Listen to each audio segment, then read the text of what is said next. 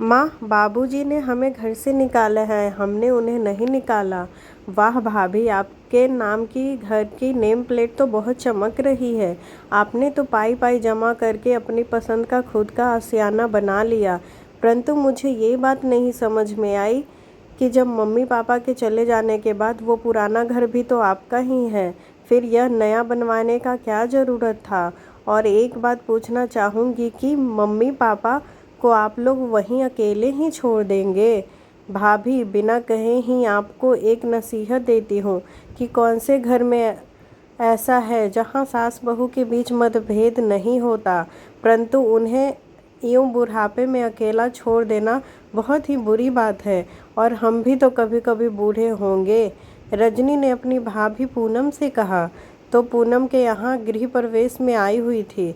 दीदी, आपकी हर बात सही है, परंतु आज आप मेरे मन की भावनाओं को भी थोड़ा सा समझ लीजिए। जब भी घर में कुछ लाने या कुछ नया बनवाने की बात होती तो माँ बाबूजी दोनों मना कर देते और कहते हमारे घर में कुछ भी ऐसा नहीं होगा। जब वो घर का 1 इंच ज़मीन पर भी मेरा हक नहीं, तो फिर आप ही बताइए, घर को मैं अपना कैसे मानूं। आपको भी पता है कि वो 2 बेडरूम किचन हॉल में हम सब इकट्ठे होते हैं तो सोने की दिक्कत होती है। किसी को भी थोड़ी देर के लिए प्राइवेसी नहीं मिलती कि कुछ सलाह मशवरा करना हो तो कर सके। मेरे दोनों बच्चे बड़े हो रहे हैं, उन्हें पढ़ाई लिखाई करने बैठने में भी तकलीफ़ होती है। आप दोनों का सामान भी इधर उधर रखना पड़ता है। तो मैंने और आपके भैया ने कहा कि हम और 2 कमरे बनवा लेते हैं इसी पैसे से, तो किसी को आने पर हमें परेशानी नहीं होगी। तो माँ बाबूजी ने वो पुश्तैनी घर में तोड़ फोड़ करने से मना कर दिया। आखिर थक हार कर हमने नया घर खरीदने का फैसला लिया और हम तो वहाँ से उन्हें अपने साथ लेकर आए हैं और उनका एक अलग से कमरा भी है, वो हमारे साथ ही रहेंगे। दीदी, कभी कभी खुद के बारे में इतना सोचने की बजाय दूसरे के बारे में भी सोचना चाहिए। और रही एक बात, हमने माँ बाबूजी को घर से नहीं निकाला, उन्होंने हमें निकाला है।